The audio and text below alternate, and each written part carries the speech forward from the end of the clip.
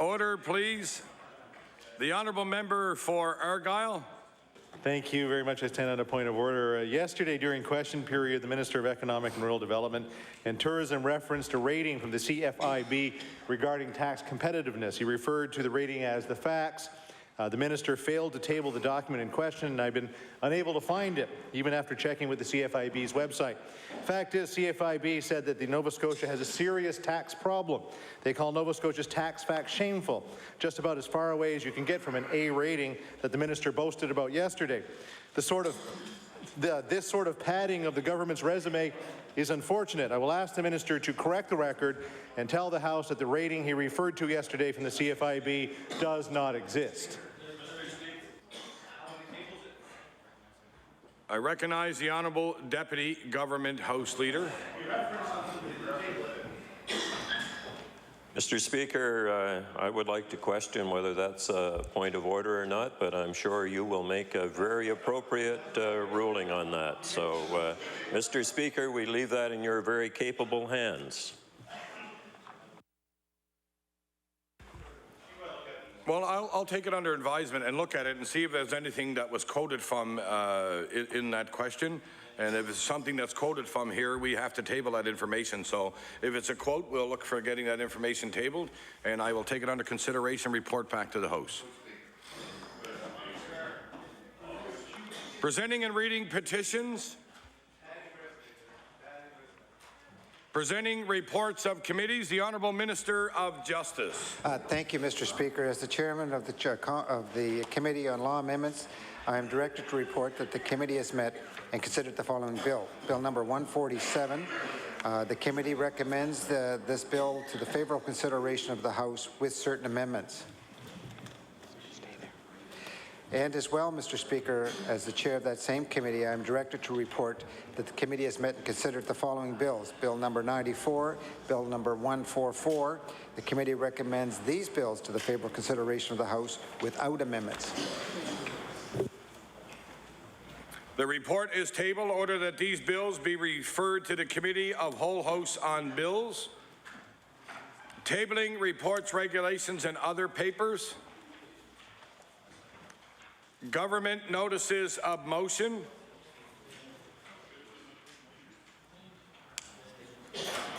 Introduction of bills. The Honourable Minister of Economic and Rural Development and Tourism. Thank you, Mr. Speaker. Mr. Speaker, I'd like to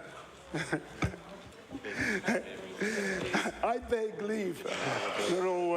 I beg leave to introduce a bill entitled An Act to Amend Chapter 20 of the Acts of 1990, the Film Nova Scotia Act.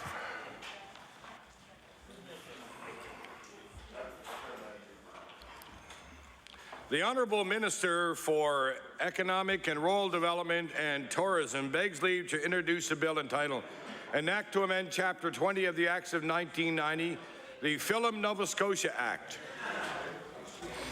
Bill number 158, entitled An Act to Amend Chapter 20 of the Acts of 1990, the Film Nova Scotia Act. Order that the bill be read a second time on a future day. Notices of motion. The Honourable Member for Kings West. Thank you, Mr. Speaker. Mr. Speaker, I hereby give notice on a future day. I shall move the adoption of the following resolution. Whereas 14 years ago, the United Nations General Assembly designated tomorrow, December 1st, as World AIDS Day. And whereas World AIDS Day is about creating awareness, fighting stigma, improving education, and mobilizing resources to further enhance our response to HIV and AIDS. And whereas events were organized this week by the AIDS Coalition of Nova Scotia, the Nova Scotia Advisory Commission on AIDS to acknowledge AIDS Awareness Week, and will culminate on the evening December 1st with a Halifax World AIDS Day Vigil being held at Fred on Agricola Street. Therefore, be it resolved that all members of the legislature acknowledge December 1st as World AIDS Day and be ever mindful of the need to be united in the fight against HIV and vigilant in our support for those in Nova Scotia living with HIV/AIDS. And Mr. Speaker, I ask for waiver of notice and passage without debate. There has been a request for waiver. Is it agreed? All those in favour say aye. All those against say nay. Motion is carried. The Honourable Member for Argyle. Mr. Speaker, I hereby give notice on a future day I shall move the adoption of the following resolution. Whereas tomorrow is World AIDS Day, an opportunity for people across the globe to unite in the fight against the spread of HIV. And whereas we must show support for those individuals living with HIV and honor the lives of the lost to this horrible disease. And whereas there are nearly 75,000 Canadians living with HIV and AIDS, we must take strides to prevent the spread of HIV/AIDS here at home and abroad. Therefore, be it resolved that all members of this House of Assembly recognize the importance of this day and do what we can to raise awareness of the disease by encouraging all Nova Scotians to exercise caution and get regular testing so that they can maintain good health. Mr. Speaker, I request waiver of notice and passage without debate. There has been a request for waiver. Is it agreed? All those in favour say aye. All those against say nay. Motion is carried. The Honourable Minister of Transportation, Infrastructure, Renewal. Thank you, Mr. Speaker. Mr. Speaker, I hereby give notice, and on a future day I shall move the adoption of the following resolution. Whereas on June 8, 2012, 60 young Nova Scotians received Diamond Jubilee scholarships in honour of Her Majesty Queen Elizabeth II's Diamond Jubilee, and whereas the Diamond Jubilee scholarships were awarded to grade 12 students who are leaders in and have made significant contributions to their communities and the province, and whereas Matthew Cormier, a Dr. J.H. Gillis Regional High School student whose accomplishments include being the Student Council Treasurer and President of the Antigonish Junior Achievement Association, was named as a recipient of a Queen's Diamond Jubilee Scholarship. Therefore, be it resolved that the members of the House congratulate Matthew Cormier on his accomplishments and contributions to his community and wish him all the best in the future. Mr. Speaker, I ask for waiver of notice and passage without debate. There has been a request for waiver. Is it agreed? All those in favour say aye. All those against say nay. Motion is carried. The Honourable Member for Preston. Thank you, Mr. Speaker. Mr. Speaker, I hereby give notice on a future day I shall move the adoption of the following resolution. Whereas since 2008, food bank usage is up more than 38% in Nova Scotia. Whereas power rates have risen 25% under this government's watch. And whereas this NDP government agreed to hand over $590 million to 6 corporations only to watch the layoff of 1,310 Nova Scotians. $245 million of which went to Bowater and Port Hawkesbury Paper. Companies have slashed wages, rolled back benefits, and left pensioners in the cold. Therefore, be resolved, the member for Waverley Fall River Beaverbank still supports a premier despite his inaction on power rates and the economy, which is hurting this province and the people of the riding of Waverley, Fall River, and Beaverbank. Mr. Speaker, I'd ask for waiver of notice and passage without debate. There has been a request for waiver. Is it agreed? No. I hear several noes. The motion is tabled. The honourable member for Victoria and the Lakes. Thank you, Mr. Speaker. Mr. Speaker, I hereby give notice that on a future day, I shall move the adoption of the following resolution. Whereas Doucette's Right Stop, located along the Cabot Trail at Ingonish Beach, was recently named Right Stop Franchise Store of the Year, and whereas Doucette's is owned by Kenneth Doucette and is open 7 days a week, with the new lunch counter being the most recent addition to the store, and whereas Doucette's Right Stop offers everything from groceries to DVD rentals, greeting cards, and bakery items. Therefore, be it resolved that all members of this House of Assembly commend Kenneth Doucette for his entrepreneurial skills and wish he and his employees every future success as they service the needs of residents of Ingonish Beach and those travelling along the Cabot Trail. Mr. Speaker, I request waiver of notice and passage without debate. There has been a request for waiver. Is it agreed? All those in favour say aye. All those against say nay. Motion is carried. The Honourable Minister of Natural Resources. Thank you, Mr. Speaker. I hereby give notice that on a future day I shall move the adoption of the following resolution. Whereas Mike Simmons of Pictou has served as chaplain for the Northumberland Veterans Unit in Pictou for many years, and whereas Mike Simmons, or Padre Mike as he is often called, has dedicated many hours of his time, often going beyond the call of duty in order to provide service to the veterans in Pictou. Whereas Mike Simmons' love and respect for veterans knows no limits, and as a result, he has provided fellowship, guidance, and friendship for many veterans in Pictou County and made their lives richer. Therefore, it be resolved that the Nova Scotia Legislative Assembly thanks Mike Simmons for his years of service and commitment to the veterans of the Northumberland Veterans Unit in Pictou. And Mr. Speaker, I request waiver of notice and passage without debate. There has been a request for waiver. Is it agreed? Agreed. All those in favour say aye. Aye. All those against say nay. Motion is carried. The honourable member for Dartmouth East. Thank you, Mr. Speaker. Mr. Speaker, I hereby give notice on a future day I shall move the adoption of the following resolution. Whereas November 30th marks St. Andrew's Day, the official national day in Scotland named for the patron saint of Scotland, and whereas the Dartmouth and District Pipe Band held St. Andrew's Day celebration at Dirty Nellie's Pub in Halifax to celebrate the holiday, and whereas the day's festivities featured spirited performances by other pipe bands and a celebration of this important Scottish holiday. Therefore, be it resolved that all members of the House of Assembly congratulate the organizers of the Dartmouth and District Pipe Band St. Andrew's Day celebration and wish them success in their upcoming competitive season, as well as wish all Nova Scotians a happy St. Andrew's Day. Mr. Speaker, I ask for waiver of notice and passage without debate. There has been a request for waiver. Is it agreed? All those in favour say aye. All those against say nay. Motion is carried. The honourable member for Cape Breton West. Thank you, Mr. Speaker. And Mr. Speaker, I hereby give notice that on a future date I shall move the adoption of the following resolution. Whereas Eunice and John Harker of Sydney were the honorary chairs for the Subway 2012 Atlantic University Sport Women's Soccer Championship held recently, and whereas throughout this event, John and Eunice Harker were able to showcase the best soccer teams in Atlantic Canada. And whereas during this event, Cape Bretoners were exposed to some of the highest caliber of athletic competition in the country.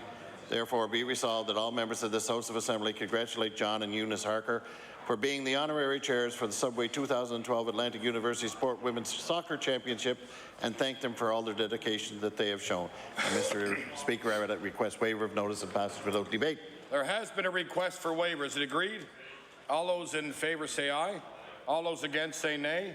Motion is carried. The honourable member for Bedford Birch Cove. Mr. Speaker, I hereby give notice that on a future day I shall move the adoption of the following resolution. Whereas the Little Fishers Club is an active fishing club for children of all ages located on the South Jetty Wharf at the Bedford waterfront, and whereas Angie Burke, Paul Carvery, Ronnie McWeeny, and Ingrid Wright created the club in September 2012 as a good way to give kids more time outside with their families and away from modern technology. And whereas the Little Fishers Club has 69 members and numerous volunteers, including Louis Dory, E. Wayne Kelly, Joan, Johnny, and Paige Carvery, Stephen Lewis, Robert Gillis, Evelyn and Ashley Dix, Linda McCurdy, Curtis Hunter, Ron Sampson, Lloyd Kelly, and Kevin and Crystal Forbes. Therefore, be it resolved that the members of this House of Assembly congratulate the Little Fishers Club, its organizers and volunteers for organizing a constructive and healthy pastime for children in the great outdoors. Mr. Speaker, I ask for waiver of notice and passage without debate. There has been a request for waivers. Is it agreed? All those in favour say aye. All those against say nay. Motion is carried. The honourable member for Hants West. Thank you, Mr. Speaker. Mr. Speaker, I hereby give notice that on a future day I shall move the adoption of the following resolution. Whereas George Elliott Clark from Windsor, Nova Scotia has been appointed as Toronto's Poet Laureate. And whereas throughout his career, Mr. Clark has been a champion of African Canadian writers and termed the phrase Africadian. And whereas as Poet Laureate, Clark will be the ambassador of local literacy arts, a role he is most deserving of. Therefore, be it resolved that all members of this House of Assembly congratulate George Elliott Clark for his incredible accomplishment and thank him for the work that he has done to further the arts in this province and across Canada. Mr. Speaker, I'd request waiver of notice and passage without debate. Request for waiver. Is it agreed? All those in favour say aye. All those against say nay. Motion is carried. The honourable member for Cole Harbour Eastern Passage. Thank you, Mr. Speaker. I hereby give notice that on a future day I shall move the adoption of the following resolution. Whereas Wayne Pittman of Eastern Passage is the Nova Scotia provincial representative for the Veterans UN NATO Canada Group. And whereas the group works tirelessly to support the Soldiers Memorial Hospital in Middleton, the Fishermen's Memorial Hospital in Lunenburg, and the Veterans Memorial Park in Bass River and Forgotten Heroes Monument in Bass River. And whereas Wayne was one of 6 members of this tremendous organization to be awarded the Queen's Diamond Jubilee Medal for service and support to our veterans. Therefore, be it resolved that this Nova Scotia House of Assembly thanks Wayne Pittman of Eastern Passage for his work with the Nova Scotia Provincial Veterans UN NATO Canada Group and congratulates him on the award of the Queen's Diamond Jubilee Medal. Mr. Speaker, I request waiver of notice and passage without debate. There has been a request for waiver. Is it agreed? All those in favour say aye. All those against say nay. Motion is carried. The honourable member for Dartmouth East. Thank you, Mr. Speaker. Mr. Speaker, I hereby give notice on a future day I shall move the adoption of the following resolution. Whereas this year's Taste of Nova Scotia Prestige Awards were held Tuesday night at Casino Nova Scotia, and whereas over 800 nominations were received by the nominating committee from consumers, and whereas Chef Craig Flynn, owner of Chives Canadian Bistro on Barrington Street, was named the 2012 Gary MacDonald Culinary Ambassador of the Year at this year's Taste of Nova Scotia Awards ceremony. Therefore, be it resolved that members of the House of Assembly congratulate Chef Craig Flynn on his achievement and offer full support for his work to promote delicious, local Nova Scotian produced food. Mr. Speaker, I ask for waiver of notice and passage without debate. There has been a request for waiver. Is it agreed? All those in favour say aye. All those against say nay. Motion is carried. The honourable member for Victoria the Lakes. Mr. Speaker, I hereby give notice that on a future day I shall move the adoption of the following resolution. Whereas Hatcher Anderson Pharmacave is the local drugstore serving the home health care and prescription needs for residents of Neils Harbour and surrounding area. And whereas Hatcher Anderson Pharmacave was once known as the Cabot Pharmacy and is located at 247 New Haven Road in Neils Harbour. And whereas Hatcher Anderson Pharmacave President Chelsea Hatcher and Vice President Alison Anderson ensure their pharmacy is stocked for the needs of the community at any time. Therefore, be it resolved that all members of the House of Assembly compliment Chelsea, Alison, and all of the staff at Hatcher Anderson Pharmacave in Neils Harbour for their outstanding service and being available when the community requires their services. Mr. Speaker, I request waiver of notice and passage without debate. There has been a request for waivers. Is it agreed? All those in favour say aye. All those against say nay. Motion is carried. The honourable member for Queens. Thank you, Mr. Speaker. I hereby give notice that on a future day I shall move the adoption of the following resolution. Whereas inquiry-based learning courses educate students in a variety of ways, including culinary, discovery, music, and visual arts. And whereas on November the 16th, 2012, students in grades 7 to 9 at North Queens Regional School held a showcase to display the work they completed during the Cultural Connections module of their inquiry-based learning course. And whereas approximately 130 elementary school students were invited to travel with passports through the cultural showcase, enabling those involved in the showcase to pass along their knowledge on the countries and cultures they chose to focus on. Therefore, be it resolved that the House of Assembly recognizes and congratulates the students of the Inquiry-Based Learning Cultural Connections module at North Queens Regional School for a successful showcase of their work and knowledge. Mr. Speaker, I request waiver of notice and passage without debate. There has been a request for waiver. Is it agreed? All those in favour say aye. All those against say nay. Motion is carried. The honourable member for Yarmouth. Thank you, Mr. Speaker. I hereby give notice on a future day I shall move the adoption of the following resolution. Thanks. Whereas Jillian Goodwin owns a hair and tanning salon in Yarmouth, which she has recently purchased after working there for 3 years, enjoys being her own boss and all the extra effort involved in being an entrepreneur, and also makes many donations to local benefits and events. And whereas on November 15, 2012, the Yarmouth and Area Chamber of Commerce held its annual Business Awards banquet, and whereas Jillian Goodwin was awarded Youth Entrepreneur of the Year, an award that recognizes an entrepreneur under 30 years of age that has demonstrated excellence in business, has started their own company, and has shown creativity in growing their business. Therefore, be it resolved that the members of this House of Assembly congratulate Jillian Goodwin on being named Youth Entrepreneur of the Year at the 2012 Yarmouth and Area Chamber of Commerce Business Awards banquet, and wish her every future success. Mr. Speaker, I ask for waiver of notice and passage without debate. There has been a request for waiver. Is it agreed? All those in favour say aye. All those against say nay. Motion is carried. The honourable member for Cape Breton West. Thank you, Mr. Speaker. Mr. Speaker, I hereby give notice that on future date I shall move the adoption of the following resolution. Whereas Constable Jamie Day, formerly of Louisbourg, was recently presented with the Constable of the Year Award for the province of Alberta.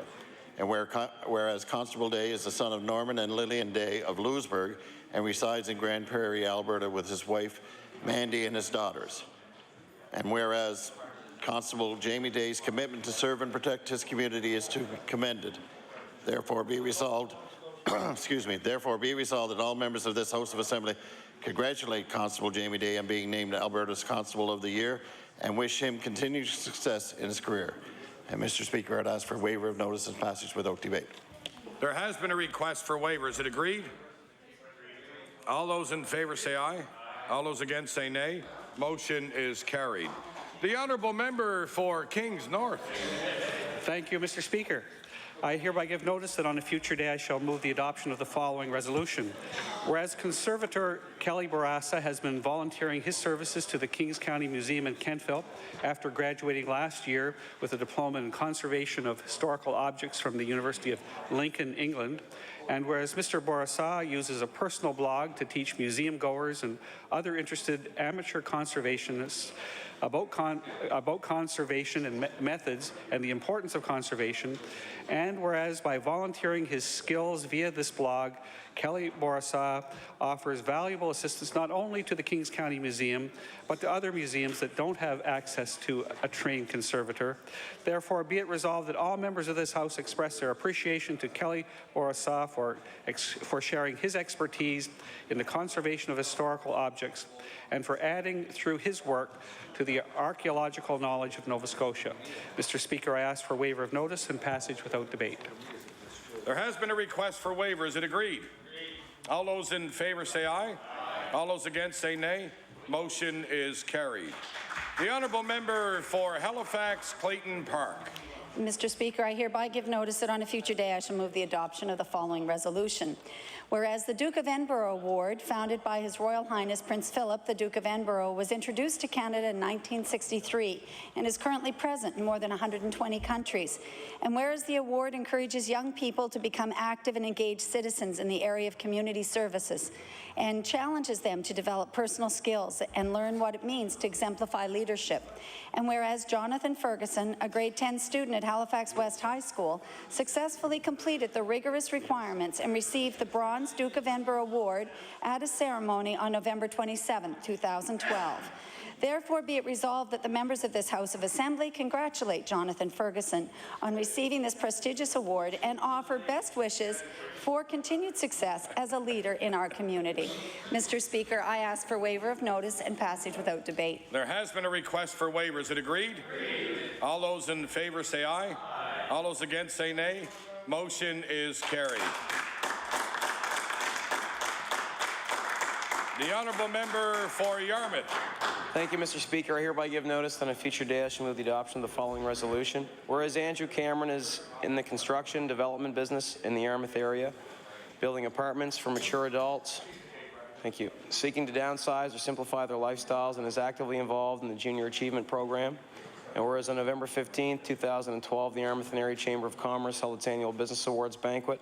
And whereas Andrew Cameron was named Entrepreneur of the Year, which recognizes an entrepreneur who has demonstrated excellence in a new business while supporting the local community and is active in service clubs and business organizations, therefore be it resolved that the members of this House of Assembly congratulate Andrew Cameron on being named Entrepreneur of the Year at the 2012 Yarmouth and Area Chamber of Commerce Business Awards banquet and wish him every future success. Mr. Speaker, I ask for waiver of notice and passage without debate. Good member. There has been a request for waiver. Is it agreed? All those in favor say aye. All those against say nay. Motion is carried. The honourable member for Richmond. Speaker, I hereby give notice on a future day I shall move the adoption of following resolution. Whereas Diamond Jubilee celebrations are being held throughout 2012 to recognize the 60th anniversary of Her Majesty Queen Elizabeth II's reign, and whereas the Queen Elizabeth II Diamond Jubilee Medal is a way to honour significant contributions and achievements by Canadians while honouring Her Majesty for her service to this country. Whereas Jerry Dwyer of Verishat received the Diamond Jubilee Medal in recognition of his commitment to his community, having been a member of the Royal Canadian Legion Branch 150 for 35 years, the Bar Chair, Chair of the Veteran Service Recognition Book, and the Co-Chair of the Sick and Visiting Committee, as well as being a regular volunteer at the Legion's monthly breakfast. Therefore, be it resolved that the members of the House of Assembly congratulate Jerry Dwyer on receiving the Queen Elizabeth II Diamond Jubilee Medal for being a positive role model in his community. Mr. Speaker, I ask for waiver of notice and passage without debate. There has been a request for waiver. Is it agreed? All those in favor say aye. All those against say nay. Motion is carried. The honourable member for Richmond on another resolution. Speaker, I hereby give notice on a future day I shall move the adoption of the following resolution. Whereas Diamond Jubilee celebrations are being held throughout 2012 to recognize the 60th anniversary of Her Majesty Queen Elizabeth II's reign, whereas the Queen Elizabeth II Diamond Jubilee Medal is a way to honour significant contributions and achievements by Canadians while honouring Her Majesty for her service to this country. And whereas Joan Clennon of Petit de Gras received the Diamond Jubilee Medal in recognition of her commitment to her community. Joan is the Community Economic Development Administrator with Development Ilmadam Association. As well, she is currently the Treasurer for the Royal Canadian Legion Branch 150 and has also served as Legion Secretary. And she is responsible for the Ilmadam Veterans Comfort Fund as well as a regular volunteer at the Legion and community events. Therefore, be it resolved that members of the House of Assembly congratulate Joan Clennon on receiving the Queen Elizabeth II Diamond Jubilee Medal for being a positive role model in her community. Mr. Speaker, I ask for waiver of notice and passage without debate. There has been a request for waivers. Is it agreed? All those in favor say aye. All those against say nay. Motion is carried.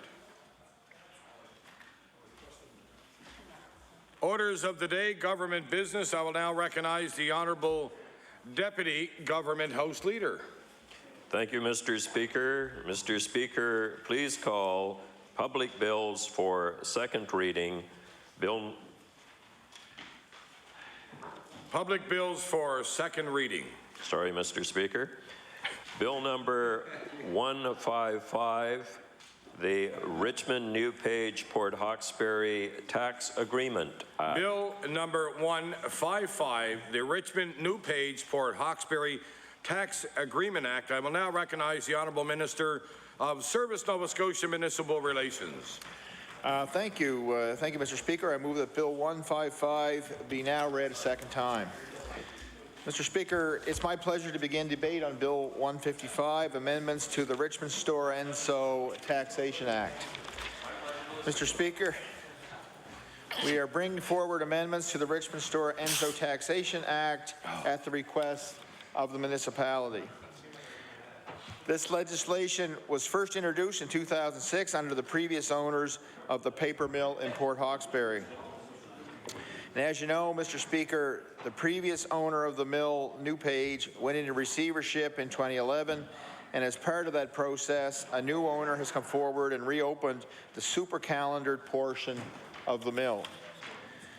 Port Hawkesbury Paper GP Limited is the new operator of the mill, Mr. Speaker, and in late September, the municipality signed an agreement with New Page and Port Hawkesbury Paper GP Limited to amend the current taxation agreement authorized by this legislation. Mr. Speaker, these amendments formalize in legislation the new taxation agreement between the municipality of Richmond and the new operator. Through these amendments, the taxes for the current fiscal year through to March 31st, 2013 will remain at $2.6 million, half to be paid by New Page and the other $1.3 million to be paid by Port Hawkesbury Paper GP Limited. And beginning in April 2013 and continuing to March 2016, the municipality will receive $1.3 million in taxes per year from the company. Mr. Speaker, through the efforts of many stakeholders, including the province, employees, truckers, and the municipality, more than 200 employees are back to work at the mill producing paper. And we are pleased the mill is back in operation, and this legislation is one component the province is carrying out to help ensure the residents of the Strait region are working. Through these amendments, Mr. Speaker, we are helping to create good jobs and growing the economy in rural Nova Scotia.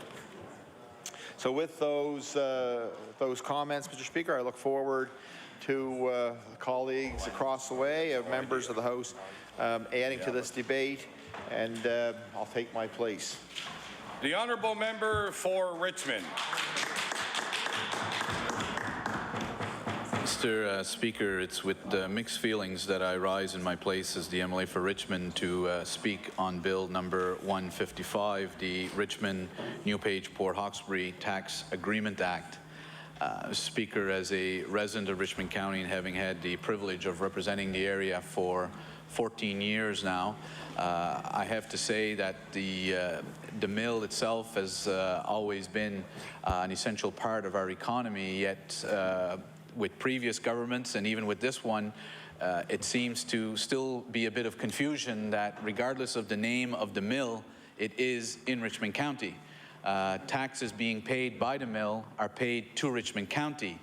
Any tax deal that's going to reduce those taxes, the burden will be felt by the residents of Richmond County. Yet, even when I see the release from the Minister of Service Nova Scotia Municipal Relations, we're left to wonder, do they actually get that? Because in its release, it says, quote, "The residents of Port Hawkesbury want to be able to continue to live, work, and raise a family in their community," said Mr. McDonnell. I fully agree.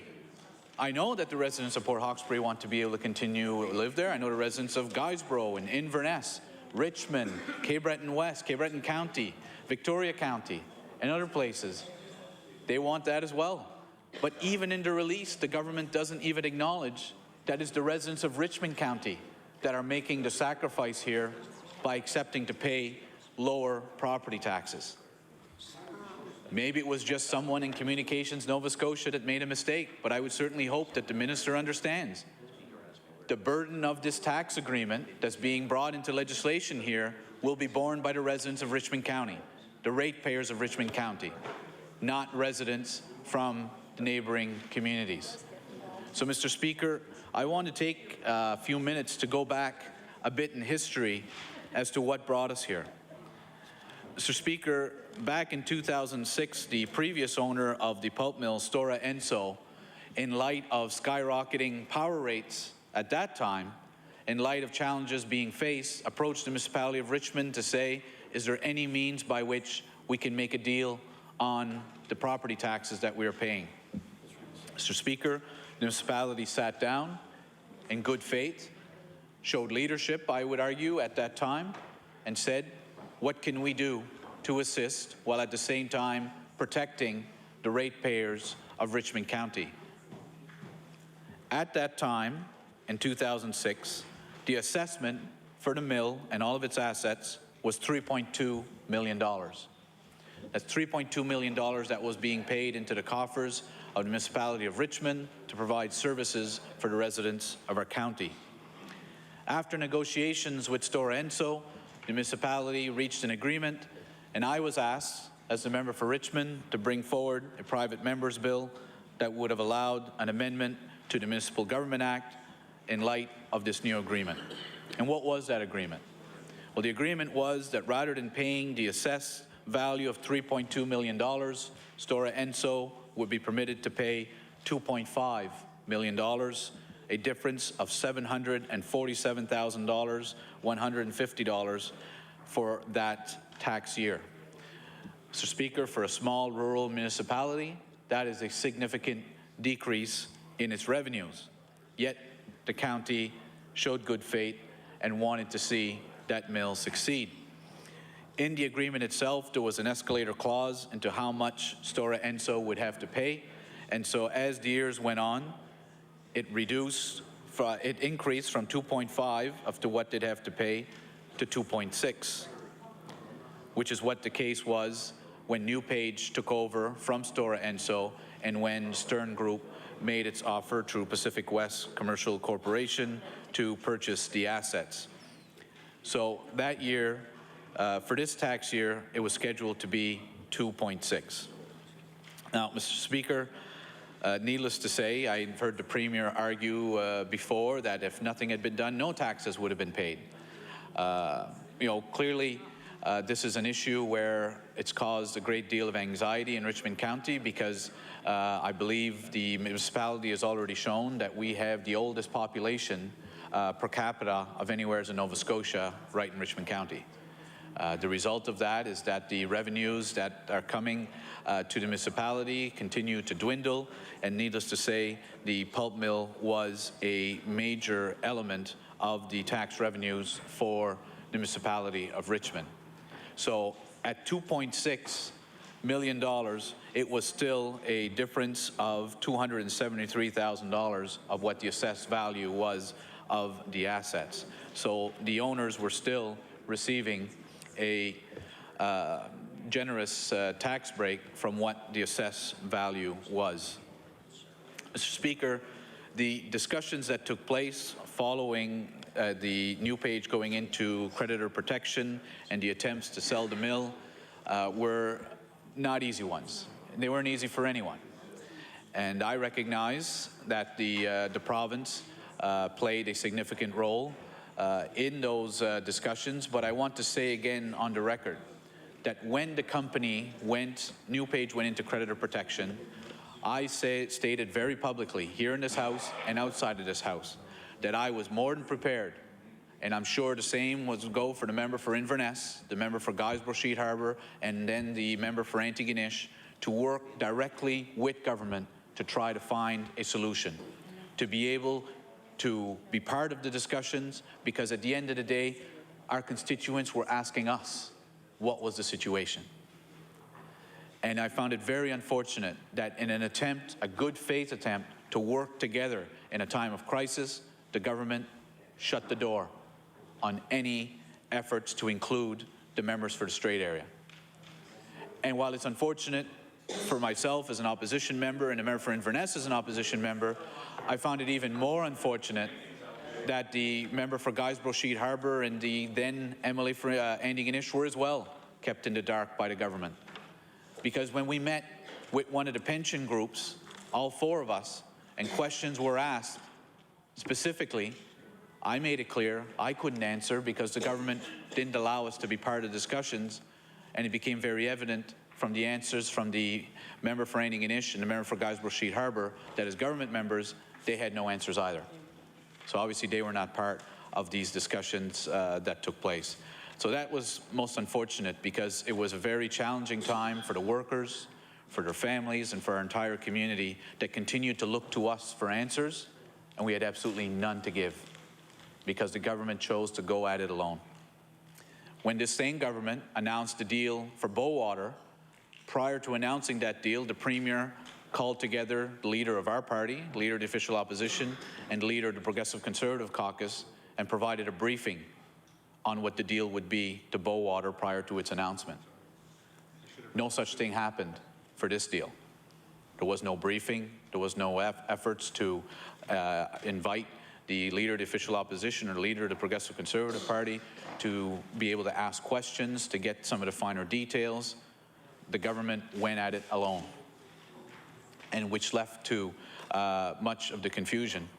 So one of the questions that's been asked, and I know some of the government members have asked here in the House, they said, well, we haven't heard anything from the member for Richmond on this deal. And Mr. Speaker, the fact is that from the media perspective, other than our local paper, The Reporter, and the Cape Breton Post on one occasion, I was never asked. Because most of you will recall that the individuals that the media were primarily speaking with throughout this was the Mayor of Port Hawkesbury, Billy Joe McLean, and the Deputy Warden for Richmond County, Vic David. They were the ones that were being asked. But allow me to put on the record now, Mr. Speaker, because as you'll know, I don't think you'd find any member of the press that would say that they attempted to reach me for comment and I wouldn't provide one. So it was hard to be able to make a comment on a deal when you were never asked. So, but with our new means of social media, I do have a Facebook site with 1,400 followers, and so I chose, if I wasn't going to be asked by the media, then I should at least post a message for my constituents and anybody else to see. So let me read that for you today. This is the message that was posted the night, this would have been the Saturday night, because Friday night the Premier announced the deal had fallen apart, and Saturday night the deal was back on. So this is Saturday's version. It said, tonight, a cautious sense of relief is being experienced by everyone in Richmond County and the entire Strait area. I want to commend the Government of Nova Scotia and Pacific West for reaching an agreement to operate the new Page Mill. This could not have been done without the sacrifices made by the workers, along with the woodland harvesters and truckers. I want to assure all the mill workers and retirees that the pension issue will remain a top priority as we try to find some means of addressing the pension shortfall. As you know, my efforts to have monies paid for stumpage on Crown land directed to the pension fund were rejected by the government. It is my hope that an innovative solution can be found which will not only help the workers, retirees and their families, but our entire region due to the significant economic impact those pensions bring to our communities. There are many questions that remain, and those will be asked in the days and weeks ahead. I want to personally acknowledge the efforts of Richmond Chief Administrative Officer Warren Olson, Deputy Warden Vic David, their team, and the entire Richmond Municipal Council for their relentless efforts to protect the ratepayers of Richmond County throughout these negotiations. We are all hoping for a long and successful future for the mill. So, Mr. Speaker, that was my statement that was posted there, and to make it very clear what our position was on that. Mr. Speaker, there is many questions that remain, and the resident Strait area are still asking questions regarding this deal. But I want to specifically go to the bill that we have here today and just want to say a few words on how that agreement was reached. Mr. Speaker, as I indicated earlier, in 2006, the municipality brought forward an agreement which they reached in good faith with Stora Enso. This time around, negotiations really were not in good faith. What happened was that the municipality basically had to go to court to fight to protect the ratepayers of Richmond County. As I mentioned in my message, I want to again personally commend both the CAO, Warren Olson, the Deputy Warden at the time, Vic David. Many of you will remember that our former Warden, John Boudreau, passed away last year, and our Deputy Warden was asked to step in at a difficult period to be able to be the voice and the face of the municipality through these very difficult discussions. I want to commend their legal team, which did a great job, and their communications team and the entire staff that worked on this. Because unfortunately, it did require court action for the municipality to stand up for its rights. Now, Mr. Speaker, the question will be asked, where was the government of Nova Scotia during this, and who did they stand with? And Mr. Speaker, I know the answer to that. And those that were part of the discussions on behalf of government know the answer to that. And one day we'll have the opportunity to further discuss and further show the residents of Richmond County and the entire Strait area and the residents of Nova Scotia where the government of Nova Scotia stood during these discussions. But for today, the municipality of Richmond went to court, and Mr. Speaker, they won. The agreement that was signed with Stora Enso in 2006 was upheld by the court. And so walking out, the municipality could easily have told Stern Group, you must pay us $2.6 million a year for the remainder of the agreement, which goes till 2016. But in an effort to show good faith, even after a court victory, the municipality sat down, they held discussions, and they tried to find a way to see what could Richmond County do, what further sacrifices could Richmond County make, along with its ratepayers, to try to ensure that this mill will be back in operation. Mr. Speaker, they agreed to reduce the tax bill from $2.6 million to $1.3 million. Mr. Speaker, a significant reduction which will be borne by the ratepayers of Richmond County. Richmond County. Hopefully the minister will remember that it's actually Richmond County. Mr. Speaker, this is something that has not been easy for the residents of Richmond County, because many felt they already had made sacrifices to help Stora Enso in 2006. Same was extended to NewPage when they took over from Stora Enso, and now here was another company coming in that the courts had awarded a victory to Richmond County to continue the agreement at 2.6. So even to this day, there are many that are troubled by this, because it is the ratepayers that fear that there will be tax increases in Richmond County as a result of this lost revenue. Hopefully, with the guidance of our new warden, Steve Sampson, and our deputy warden, Alvin Martel, and our CAO and the staff and the entire council, they will be able to find ways of protecting the ratepayers of Richmond County from any sort of shock as a result of this. But just to give a perspective, the municipality was scheduled to receive $2.6 million for the next 3 years. It will now receive $1.3 million. As a result of that, there is a difference. Over the next 3 years, there will be a loss of approximately $4.8 million to the coffers of the municipality of Richmond County. That's the number that needs to be kept into perspective. I believe Richmond has an annual operating budget of approximately $10 to $11 million. They will be losing $4.8 million over the next 3 years from their revenues.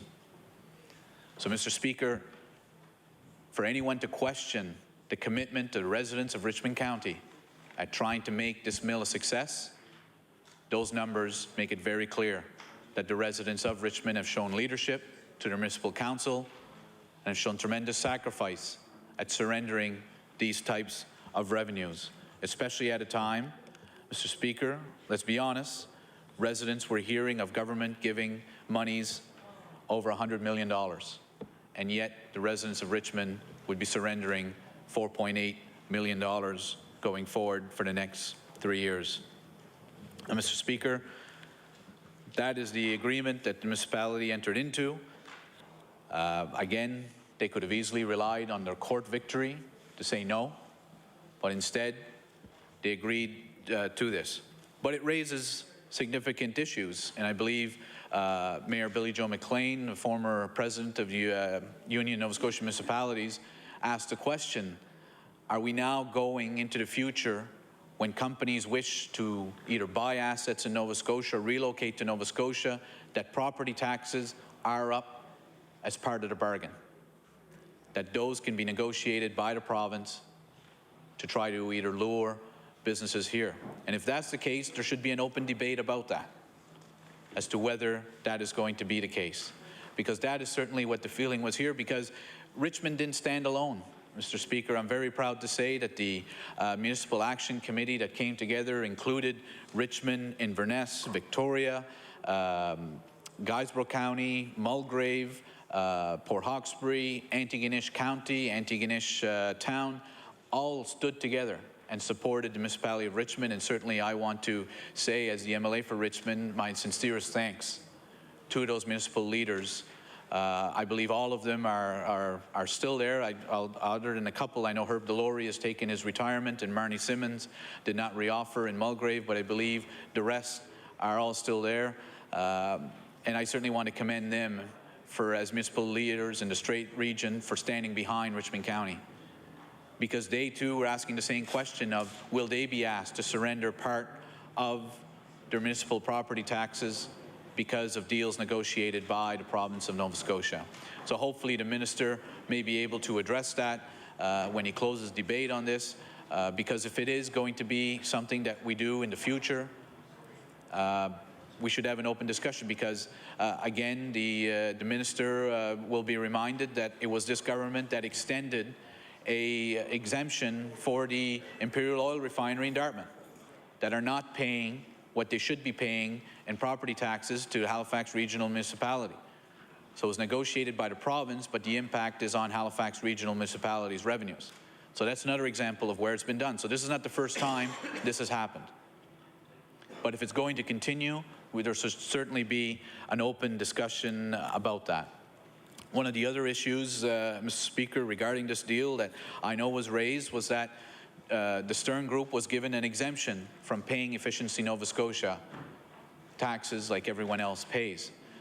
And to this day, I don't believe we've actually been given the number as to what is the impact on that, because as you know, this government made the decision that Efficiency Nova Scotia should be paid for by ratepayers and not by shareholders of Nova Scotia Power. So if the Stern Group has been given an exemption, what is the impact on everyone else? Secondly, is that also now a bargaining tool that will be used by any businesses coming to our province that will say, well, we don't want to pay the Efficiency Nova Scotia tax either because Pacific West did not have to pay it as part of their negotiations with you. Again, we should have a discussion on that. Is that part of our economic strategy that we use that as a means of attracting companies to our area? It's a very legitimate question to be asked. Mr. Speaker, I want to as well point out again, and I did in my statement that I read earlier, but the workers at the mill, which exceeded over 500 at the time that that NewPage went into creditor protection, there are now a little over 200 workers who have returned, have made significant concessions in their wages and in their benefits. They basically surrendered their pension plan from a defined benefit to now a defined contribution plan, which for all intents and purposes is easier known as an RRSP plan. They pay so much in, the company will match, but they bear the entire risk. Mr. Speaker, this was a difficult decision for the workers and for their leadership, but they did it. In fact, they agreed not to ask for wage increases for a 10-year period. So naturally, there was significant sacrifices made by them. As well, the Woodlands operators did everything I believe they could to try to be reasonable here and to try to help be part of the solution. But we're hearing more and more from them that the rates being offered now by the new operator simply won't allow them to make ends meet. So we have a problem on our hands. The mill needs fiber. Those who supply the fiber need to make ends meet. Hopefully, Mr. Speaker, that is something that is going to be resolved. One of the other issues that we were reminded of again this week was the impact to both the current workers, the retirees, and their widows, was the fact that the pension plan was so severely underfunded. Workers who have returned knowing that the pension fund they paid into for 10, 20, 30 years has suffered a 30 to 40% loss from the benefits they expected to enjoy upon their retirement. For the retirees themselves, they've received the letters, and already the impact is being felt with reduced pension payments. As if it couldn't get any worse, Mr. Speaker, it got worse. Because those who took their early retirement and bridged their pensions from the age of 55 to 65 have now received letters saying that the previous administrator of the pension plan made a mistake. Made a mistake. And Mr. Speaker, what a costly mistake that was made. Because it ends up that benefits were paid higher than what should have been paid for some retirees, and for others, not enough was paid. So some retirees have now received letters saying, you owe us $20,000 that was paid in excess. And if we add interest on your $20,000, that's even more. And plus, in order to be able to recoup the monies that were overpaid, we are going to charge you a 3% charge on that. And one of the retirees I spoke to, the grand total is $40,000 is what will have to be paid back. So what's been proposed at this point is that starting March 2013, retirees will see a portion of their pension cut back even further because of this overpayment. My question was, well, what happens if you pass away? How will that impact your spouse? And it made it very clear, it follows the estate. So the widows will be impacted by this as well. Now, Mr. Speaker, I realize that the Minister of Labour has said, well, it's not something we can get involved in. And I'm not sure if I buy that. Because I think there's expertise in her department that should be offered to Morneau Chappelle, who's the current administrator of that pension plan, as to what are the options to recoup those funds from the previous administrator who made the error. Workers did not make any errors here. They acted in good faith. They met the terms of their pension plan, and the administrator made a costly mistake. And I believe that the province should be the first to say, well, we can't be there to offer money to pay. We have some expertise within our department that we're more than happy to share with you as to what your options are. And I would hope that the Minister of Labour would be prepared to offer up that expertise to the workers, to Morneau Chappelle, to see if there's an ability to recoup those monies through a legal proceeding if necessary, to protect the workers, protect the retirees, and protect the widows who rely so heavily on these funds. So, Mr. Speaker, as I said, this continues to be a challenging time in the Strait area. I agree with the comment made by the member for Inverness that when driving up here to the city and taking the intersection on Reeve Street, it is very refreshing to finally see steam coming out of those smokestacks again. But, Mr. Speaker, it's been a difficult road, a very difficult road, and continues to be a difficult road. And for the residents and ratepayers of Richmond County, those effects will continue to be felt for some period of time. Because the question as well for us is that even with this bill today, and the question that I hope the Minister of Service Nova Scotia will be mindful of as well, is what happens when the agreement ends. Because there's debate over what is the true assessed value of the mill and its assets. Now, there are some that would argue it should be based on the purchase price. And what's confusing for residents of Strait area, especially in Richmond County, is that they know the super-calendared mill is a $1 billion asset. And many feel that the assessment should be based on the assets that are there. But if we go with purchase price, the actual purchase price of the mill is $663,300. That is the actual purchase price of that mill. With a $1 billion machine, state-of-the-art machine. So we will certainly be looking and hoping that the Minister of Service Nova Scotia and his staff will work closely with the residents of Richmond County, because if that is the assessed value at the end of the day, it will have an absolutely devastating impact on the revenues of Richmond County. And the municipality only has one means of getting more revenue, and that's through its ratepayers. So, Mr. Speaker, we're pleased that this agreement is going to continue for the next 3 years, but 2016 and 2017 are going to be a significant challenge for our municipality. And one of the issues that I raised, and I will continue to raise, is that while we're happy to see the mill operating again, we all realize less than half the workforce is back there. Those are skills, tradespeople that have had to find work elsewhere. Many of them have gone out west. I had hoped, and I still hold out hope, that the government will put together a dedicated team to look at diversifying the economy of the Strait area. In fact, I'd really hoped that we would have seen the same level of effort come to the Strait area from the government as went to the communities affected by the Bowater closure. Because in essence, it's a very similar situation. Because you have that many workers that are out of employment.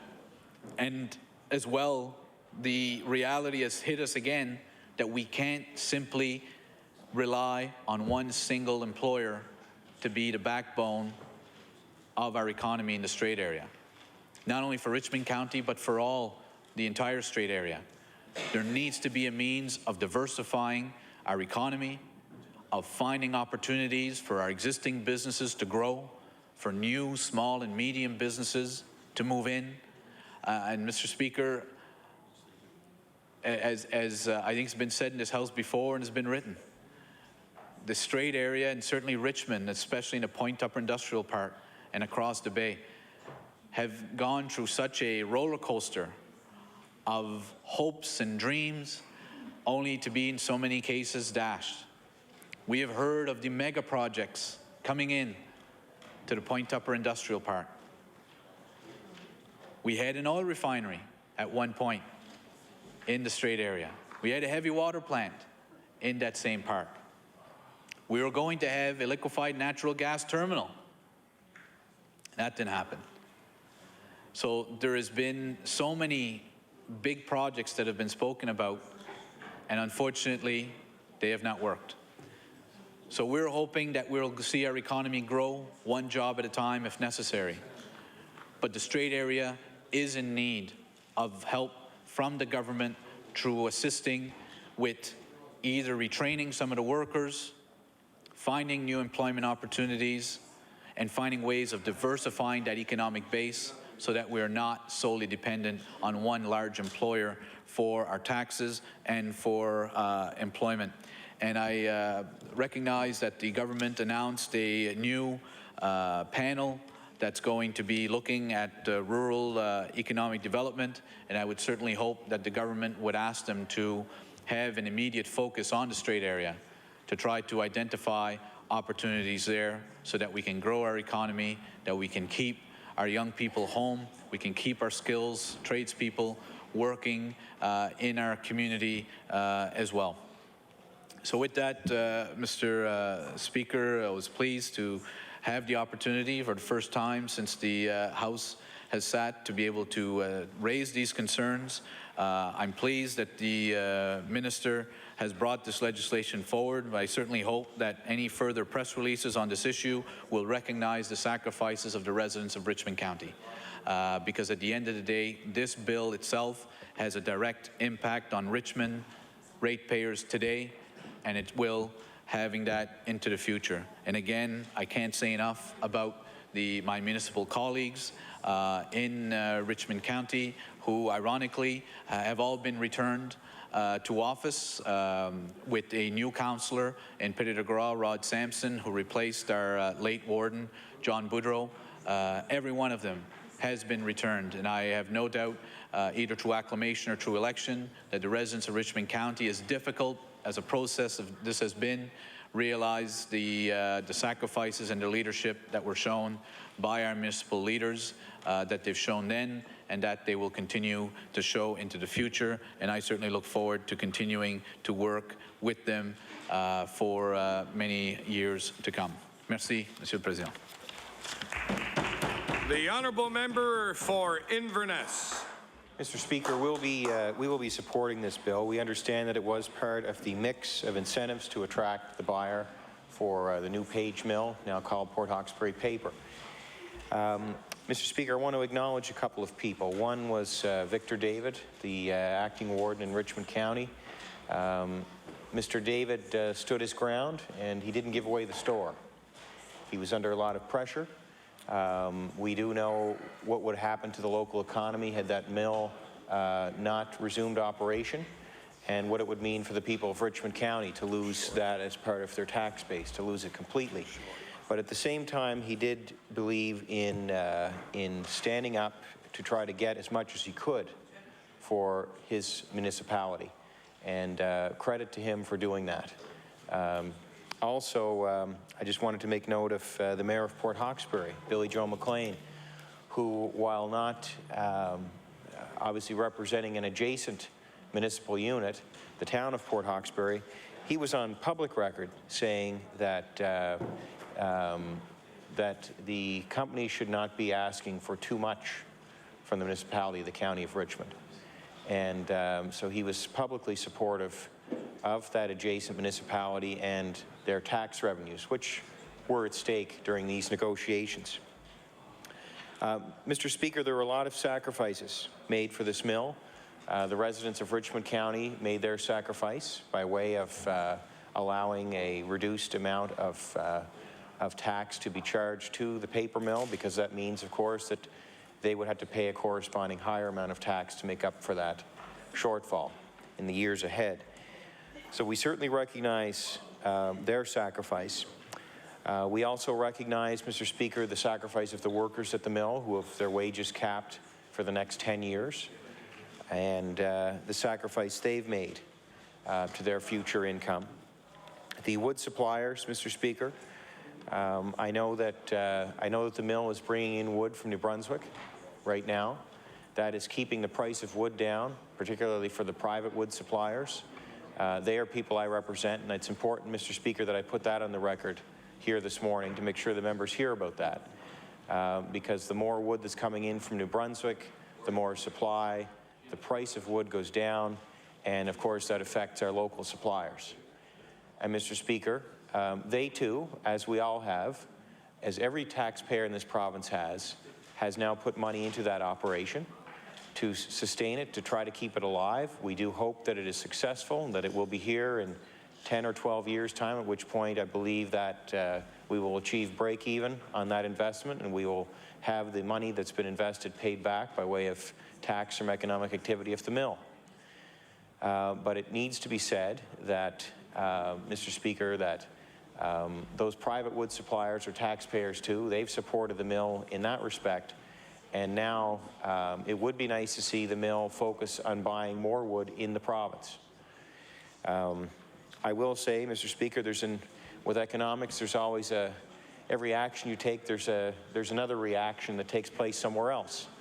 And I don't fault the managers of the new Port Hawkesbury paper mill for trying to keep the price of wood low, because it keeps the price of their product low and it keeps it competitive. And Mr. Speaker, we need, at this point in time particularly, the state of the paper market, we do need a competitive mill that's offering price competitive paper. So however, Mr. Speaker, I know it's always a fine balance in tipping the scales in favor of the need to keep a business alive, but we must not forget about the need to keep the suppliers alive too. And without the suppliers, we wouldn't have the mill either, Mr. Speaker. I suppose we could bring all the wood in from New Brunswick, but what a loss that would be to our province, Mr. Speaker. So I think there's a role for government to ensure that those private wood suppliers are being paid attention to, and that they are not inappropriately being taken advantage of, because they are an important part of the economy, Mr. Speaker. While there's a good portion of people work in the mill, there's a good portion also work out in the forestry sector. And from what we're hearing right now, they're hurting. And some of them are not cutting wood right now because they feel that they're actually not making any profit margin, and in some cases, depending on the area where they are cutting, they could be taking a loss. So that's significant. And that's only going to lead to more wood being purchased from out of province, Mr. Speaker, and dollars leaving our province. So I think I've made my point there on that piece. We know that the creditors We talk about this mill having an impact in the local area.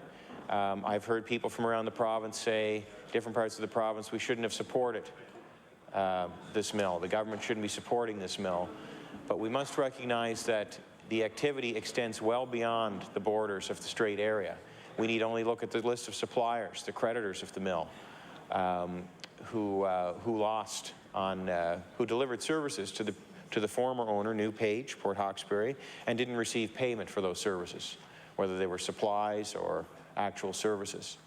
So they've made sacrifices, Mr. Speaker.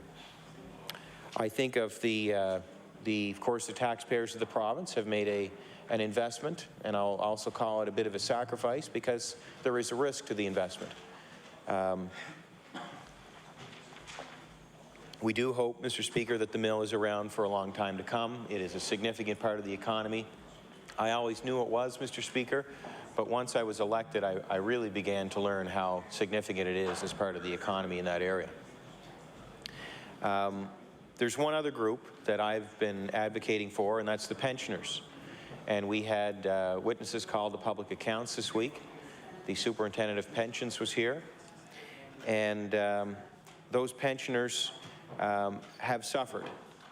And there needs to be changes made, Mr. Speaker. Otherwise, defined benefit pensions in this province are not what they seem to be. We had a pension review panel not so long ago do a review of pensions in Nova Scotia. And there were issues, I think, that we've uncovered in the last while with the situation at New Page that really, Mr. Speaker, need to be looked at. And I don't think they were necessarily covered specifically in the pension review panel's report. I do know there was great focus on essentially suggesting that pensions should be put in the hands of the 4 largest insurance companies of Canada as the safest means of protection for people's pensions. But as we've seen with the New Page plan, we can't always trust that these large companies from away always do the best job. As we saw with the previous plan administrator, the error in bridging benefits has resulted in these pensioners now being faced with potential bills of anywhere from $30,000 to upwards of $60,000. So, I raise these points, Mr. Speaker, connected to this bill because these are people also who made sacrifices, the pensioners. I'll just mention quickly some of the issues we covered at public accounts, if any of the members are interested. We talked about solvency, where the process where the New Page pensioners voted on this, and they didn't actually vote on it. And that was part of the problem with it all. I won't cast judgment on extending the solvency from 5 years to 10 years, Mr. Speaker. It was something that was requested by the employer and I believe by the union as well. And it was requested by a lot of organizations who were dealing with the stock market crash in 2008. But moving the solvency from 5 to 10 years did carry risk, especially for a company on an unstable footing. And we see now, hindsight is 20/20, but we see now that that risk was very real because what happened when the solvency was extended from 5 to 10 years, the company and the workers didn't have to pay didn't have to pay extra over the coming 5 years to bring the pension back up to solvency standard. Instead, it was spread over 10 years, so less money went into the plan. So, Mr. Speaker, the point I wanted to make at public accounts is that the pensioners were faced with this decision without being given a clear explanation of what it meant. There was, in fact, a quote in the memo that said it wouldn't affect their pension benefits. But we know that it certainly did because they're worth 63% today of what they should be. And had the solvency requirement not been changed, that percentage would probably be much higher. So also, there was no vote. Members had to write a letter. And as you can imagine, if you've got something in the mail with 5 pages of, as one person referred to it as legalese, 5 pages of difficult to understand information, and you were given that, but you were also not even given a ballot to vote yes or no for it. And if you didn't pen a letter and send it in within 30 days, it was assumed that you were in favor of the changes. So, Mr. Speaker, the pensioners accepted risk without understanding what they were getting into, and that's wrong. and that needs to be changed. And there's a role for government to watch out for pensioners in the future to make sure that doesn't happen to them. Another point I brought up was about early retirements. We saw a pension plan that was stressed from the 2008 stock market crash, further stressed by a company that was offering early retirements, which reduced their operating costs, which they wanted to lower their costs to make themselves more profitable. We know that any pensioner would appreciate the ability to retire early, but Mr. Speaker, to allow this benefit to be offered with very little chance of extending it, to me was irresponsible, and more irresponsible given the state that the pension plan was already under stress from the investment conditions and the reduction in the value of the plan at the time. So that is something, Mr. Speaker, that I don't think should have just went through. And I know the superintendent said that's not her role to get involved in that, but if her role is not to get involved in maintaining the integrity of defined benefit pensions, what's the point of having a defined benefit pension? You're just as well to have an RRSP, Mr. Speaker, because it essentially becomes buyer beware at that point. And we have to remember too, Mr. Speaker, that these pensioners, the pension they have is a condition of employment. They can't opt in or out of the pension. So there is a role for government to protect them. And one of the other points that I brought up was the bridging benefit error. And this had to do with, and the member from Richmond has discussed this today, an error made by a previous plan administrator that was not caught. It should have been, in my mind, Mr. Speaker, if this company is supposed to submit a report every 3 years to government, whoever's responsible in government for monitoring that should be monitoring that. And if there's an error in the fund, that should be discovered. We see now, because it wasn't discovered and picked up upon, we see now pensioners receiving letters that they may owe upwards of $60,000 in some cases, when their pensions are worth 63% of what they should be, at a point in time in their life when they can't take on a small mortgage, because that's essentially what a payment of $30,000 to $60,000 is for somebody who's entering retirement. So there is room for improvement, and I hope that the government will listen to some of these things that I'm bringing forward and take them as constructive suggestions and act on them so that we can protect pensioners going forward.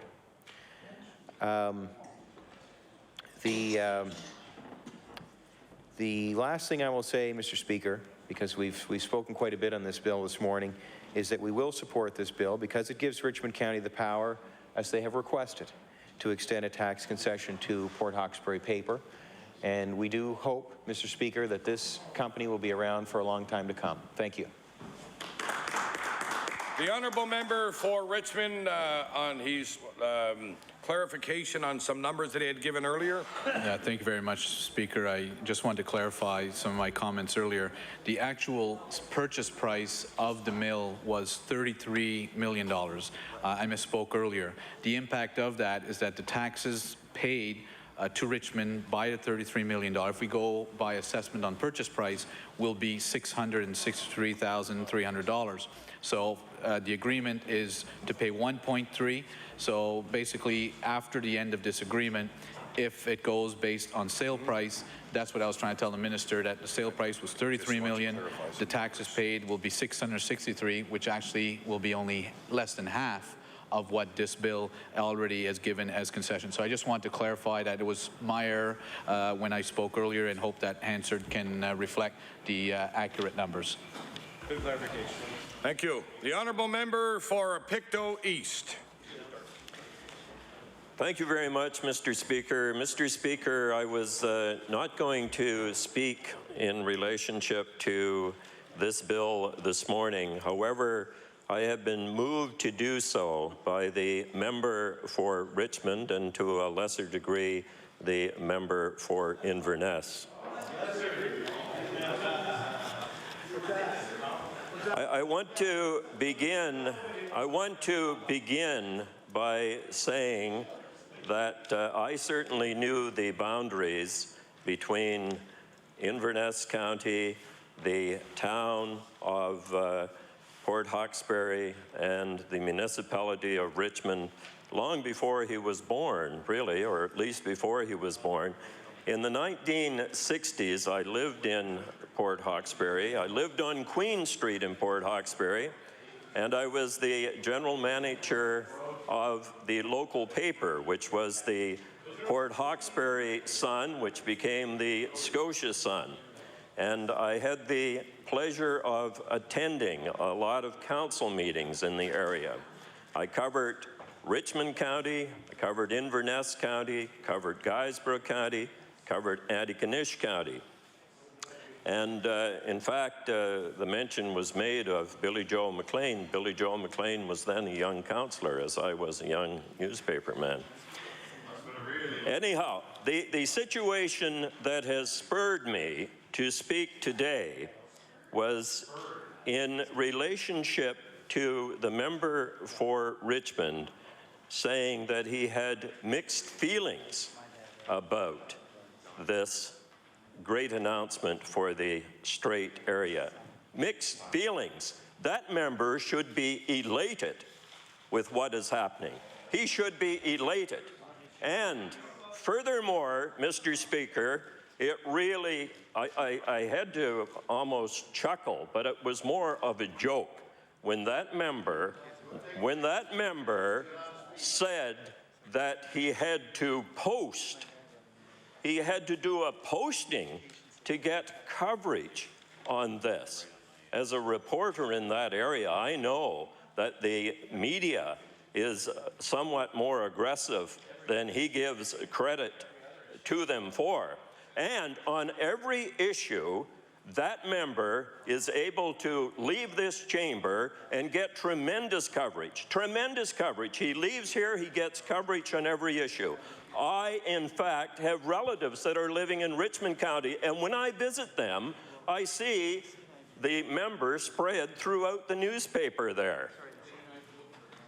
Throughout the paper, the local paper. But on this issue, there has been silence. There has been hardly a whisper in relationship to the good news announcement that was made here. We, in fact, have heard nothing but criticism in relationship to expenditures. Even a TV advertisement is out there in relationship to the expenditures which in fact include this expenditure in the Strait area.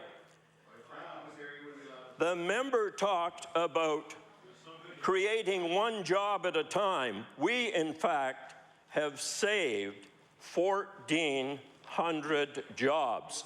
1,400 jobs. 1,400 jobs. I know the breakdown. I know the breakdown. Because in relationship to NewPage, when NewPage went down, 37 companies in Pictou County, somewhat removed from the Strait, 37 companies were in fact affected by that closure. And today, we have people back in the plant. Now, the numbers are not as high as they used to be, but many, many jobs were saved. Many jobs were saved in the forestry industry, in the woods. Many jobs were saved in trucking. Many jobs were saved in maintaining the roads in the woods. Tremendous number, 1,400 jobs have been saved by the action of this government. And where was the Liberal Party in relationship to the Strait? What did the leader have to say in relationship to our endeavors to save jobs there? He referred to it as corporate welfare. Corporate welfare. 1,400 jobs, corporate welfare, 1,400 jobs. Larry, can I make an introduction? Bill 155. Bill 155 is a bill that I have to commend the municipality for, because many, many people have served on councils. Many people in this House has served on councils. And between 1970 and 1973, I was on the finance committee of the municipal council in Pictou County, and I was the chair from 1979 throughout the 80s in East Hants of the finance committee. So I know something about municipalities and the actual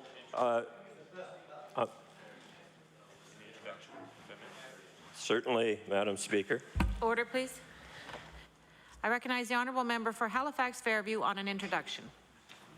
Thank you, Madam Speaker. It's my pleasure to introduce to the House in the East Gallery today students, 21 grade 6 students from the Halifax Christian Academy, which is located in my constituency of Halifax Fairview. They're accompanied today by teacher Debbie Lynn Kitchen, Rhonda Faulkner, Donna Young, Katrina Fitzgerald, and Kelly Sung. And I'd like to ask them all to rise and receive the welcome of the House. We welcome all of our guests for today's proceedings.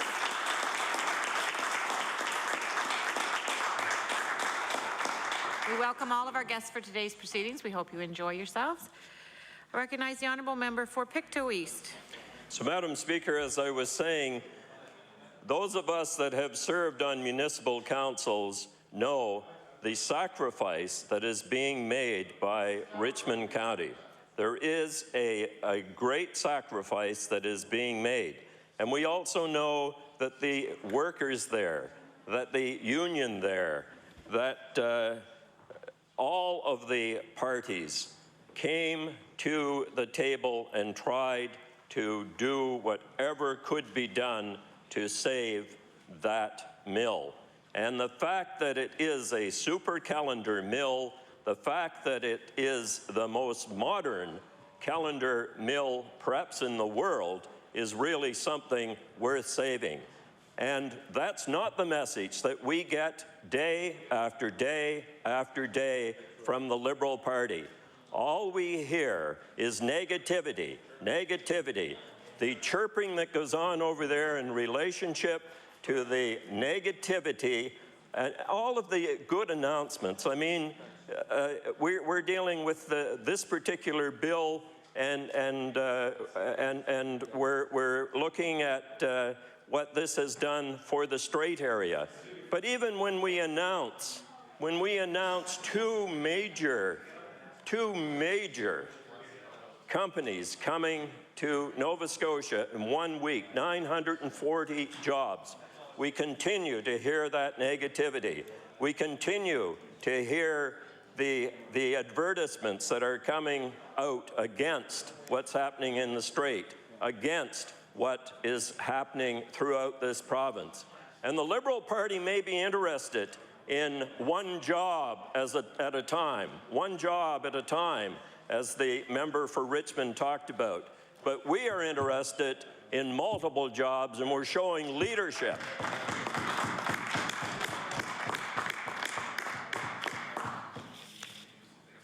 You know, this Bill 155 shows that all of us except the Liberal Party, have been working in relationship to trying to do something in the Strait area to keep the economy going in that area of the province. And I have to say that that constant negativity that we're hearing, you know, the kings and queens of negativity in the Liberal Party does not do anything for the province of Nova Scotia. It does not do anything for the province of Nova Scotia. So we have shown real leadership. And the member for Richmond talked about not being included. Well, I'll tell you, I remember the Premier of this province, just hours after the announcement was made that New Page was going down the tube. I was on my way into Halifax. I got a phone call. The Premier is on his way to Port Hawkesbury. Will you go with him? And I remember that other adjacent members were there as well. And there were 4 or 5 of us that very quickly changed directions and took off to Port Hawkesbury because we had a leader. We had a leader who was concerned, showing commitment to the people of the Strait area. That leader has been there for the people of the Strait repeatedly. He has been there day in, day out for the people of the Strait. And I wish I could say that the Liberal Party even paid a few minutes, just a few minutes, to the Strait area. And you know, that there didn't have to be a posting of a statement. A posting of a statement. What a situation to post a statement when you are one of the most capable people of getting coverage. When the member, I'm sorry I can't use you in this House, but you know who I'm referring to, Madam Speaker. You know who I'm referring to. It's that member for Richmond who has to do a posting, who can't get media coverage, who never is able to get any headlines anywhere. It's very unfortunate. Perhaps a more aggressive member down there could do a little better job, Madam Speaker. But getting back to Bill 155, we have to say that this municipality has done its share. The province of Nova Scotia has done its share. The workers have done a tremendous share. The union was there throughout the entire endeavour, and I wish the member for Richmond and the Liberal Party was there for the people of the Strait area. Unfortunately, Madam Speaker, we had to wait until this Bill 155 came to the House to hear even a peep out of the member for Richmond. Just a peep out of him. And this is so important. Now, having talked about the member for Richmond, I want to talk about the comments in relationship to the member for Inverness. Now, the member for Inverness knows, like I know, how important that mill actually is to the people of the Strait. Now, he will not pass out any bouquets, for sure, and he certainly has not given the credit to this government that should have been given, and the leadership that was shown by the Premier and by the ministers on this side. However, he did say in the House very recently, when not a peep was being heard from the member for Richmond, the member for Inverness said that he was very pleased to look and see what he called steam coming out of that mill, because he knows that the people of his constituency, as the member for Richmond should know, the people in his constituency are now gainfully employed because of the efforts of all of those that were involved, and in particular, the leadership that was shown by the Premier of Nova Scotia and this government to keep that facility going in Port Hawkesbury, in the Port Hawkesbury area, in Point Tupper, in Richmond County, And we know the impact of that. And Billy Joe McLean, who certainly served in this legislature and has never, I don't think, been a friend of this particular party to any great degree, has actually given, as I call, bouquets to this government for the efforts that were made, because he knows, as the member for Inverness knows, and the member for Richmond should know, that some real action, some real leadership was shown here. So just in closing, I want to say that we have a tremendous contrast between this government and the two parties opposite. We have a government that has a vision, a plan, and leadership in relationship to jobs, which is shown through what's happening in the Strait and Bill 155. We have leadership, a vision, and a plan in relationship to health. We have leadership and a vision and a plan in relationship to education. We have leadership and a plan in relationship to energy. We have leadership and a plan in relationship to roads, and the list goes on and on and on, and I already said education. So what we have to do is contrast that to no vision. Order, please. No leadership. I want to remind the member that it's Bill 155 that is on the floor. Well, 155. I would recognize the honourable member for Pictou East. Thank you very much, Madam Speaker.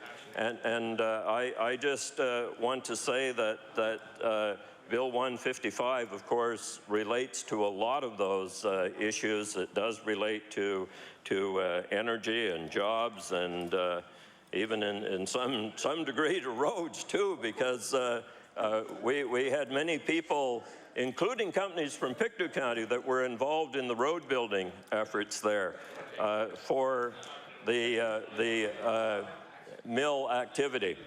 Anyhow, Madam Speaker, I think I have made my points. I wasn't planning to speak, but the member for Richmond certainly spurred me to get up and say a few words in relationship to how this government has been there for the people of Richmond County, for people of the entire Strait area, and I just had to contrast that with what did not happen on the other side, and all of the members on this side, adjacent to and even quite a distance away, were there throughout this endeavor. And some mention was made of the backbenchers here perhaps not being overly involved. We were involved. We stayed involved. We were involved throughout the entire process, and let's just contrast that to what other members did. So, Madam Speaker, I am very pleased to support Bill 155. Thank you, Madam Speaker. I recognize the honourable member for Argyle. Thank you very much, Madam Speaker. Just wanted to say a few quick words on Bill 155. I wanted to commend my colleagues in the PC caucus. I think they were there throughout this process as well. When the announcements were having, our leader was there immediately after as well. Mr. Speaker, I want to know from the chief apologist of the NDP over there, he talks about that 1,400 jobs. And we've heard this government use that number many, many times. So I'm just wondering if maybe at some point that member or the Minister of Natural Resources or whichever member wants to release it, just to give us a breakdown of what those 1,400 jobs are. Because as hard as we may try, we can't seem to come up with that number, knowing that there's only about 200 people working at the mill today compared to the number that was there before. We understand you're talking about a whole bunch of other things, but Mr. Speaker, it would be nice to have a good breakdown of that number. So, Madam Speaker, with that, of course, we support the municipality of Richmond, and we support what's contained in this bill. Is, of course, with difficulty that we see a lot of things going on around it. And of course, the chief apologist for the NDP continually vaunting his premier and everything that's going on here and trying to tie everything back to this 1,400 job issue. So, Madam Speaker, if the minister or others would like to present that 1,400 job number, I would appreciate to see that for our members in this House. Maybe even before the House rises in a few weeks, it'd be nice to see, maybe as a last-minute Christmas gift. Thank you very much, Madam Speaker. Recognize the honourable Minister of Natural Resources. Thank you, Madam Speaker, and I'm too pleased to rise here on Bill number 155, an act to amend Chapter 51 of the Acts of 2006, the Richmond Store Enso Taxation Act. And a few comments that I want to address, Madam Speaker. I certainly know the value of what's been done in the Port Hawkesbury or the Eastern Nova Scotia region here with this mill. It's really a lifesaver for Eastern Nova Scotia and Cape Breton Island, and it's true in this bill. It shows the sacrifice, I guess, that's been made by the municipality of the County of Richmond, but truly sacrifices were made by many people here to put this transaction together to make it happen, and the municipality was certainly one of them, and we commend them for their fortitude in working to try to find an agreement. And while I know it went to court, in the end, I guess it was a workable agreement for both parties. But certainly also the workers, I commend the unionized workforce there at Port Hawkesbury. They made a sacrifice here to make this work. And while not all the workers were able to go back, a number of them are still gainfully employed in that mill. And in the bill, Madam Speaker, it mentions, the total figure is $1.3 million annually. That's not what was once there, but it's certainly better than the $420,000 that have been offered to them at one point. So it's a compromise, I guess, between what was offered and what they ended up with. But the municipality, the workers, certainly the woodlot owners have made a sacrifice here as well. Nova Scotia Power, government, Pacific West, they've all been involved to try to come together to make this or make this work. And certainly today in the industry, there's certainly an interdependency between pulp mills and sawmills and contractors and woods workers and woodlot owners, more so than ever. I can remember as a child going down to the Port Hawkesbury mill in the 1960. My dad was a contractor. He was a truck driver. He used to deliver pulpwood to the mill around that time. He was one of the first operators out of Pictou County that delivered wood to that mill in the early 1960s. But today it's changed. There's a strong interdependency between sawmills in particular and the Point Tupper mill. The other thing the honourable member for Argyle has mentioned about the jobs, there's 1,400 jobs here. I believe there's somewhere close to 300 that are employed at the mill itself, but there's a whole lot of other workers, employed in running the harvesting machines or the forwarders or the, maybe even with a power saw. As my colleague has mentioned, it's 2% of our gross domestic product in the province, so that's a huge impact in this region of eastern Nova Scotia. But it's not just the mill workers and the woods workers, those with chainsaws or those who are operating a machine, or perhaps a private woodlot owner that occasionally gets out and cuts some wood to make a little extra money or to help pay his property tax, whichever. But it filters down right to the corner store and the local restaurant and the local tire shop, the local mall, corner store, maybe even to the barber or hairdresser. It's a filtering effect. So, but the honourable member asked for the $1,400 job figure. I'm sure we're going to be able to get that and break that down for him. So we'll work on that for the honourable member. But it's mainly woods workers and mill workers and some indirect jobs in our communities. It's not just in Port Hawkesbury, not just in Richmond County. Well, this bill applies, Bill 155 is applying to the County of Richmond, but the impact is far and wide. It certainly is in Inverness County, in Richmond County, in Victoria County, Cape Breton County, but also on to the eastern mainland in my colleague's area of Guysborough, Sheet Harbour, in my colleague, the Minister of Transportation's riding in Antigonish, also in Pictou County. My colleague from Pictou East just spoke here a few minutes ago very passionately, very loud and clear, and the importance of this industry, not just in that one pinpoint area, but really throughout the whole region. And in Pictou County, we know there's a number of sawmillers like Group Savoy and Williams Brothers and Ligney Bell that's now going to be known as Scottsburn Lumber. and woods workers and contractors. I was talking to one contractor just the other day. They just started again with Port Hawkesbury Paper, and they'd done some work at one point with Store Enzo and New Page, certainly before that. But they're gainfully employed, cutting wood and doing silviculture work. So I know the impact is far, far and wide throughout the region. The other issue that I'll mention is that now we have a forestry agreement with Port Hawkesbury Paper. I think it's much stronger, much better than the old agreement that we had with New Page.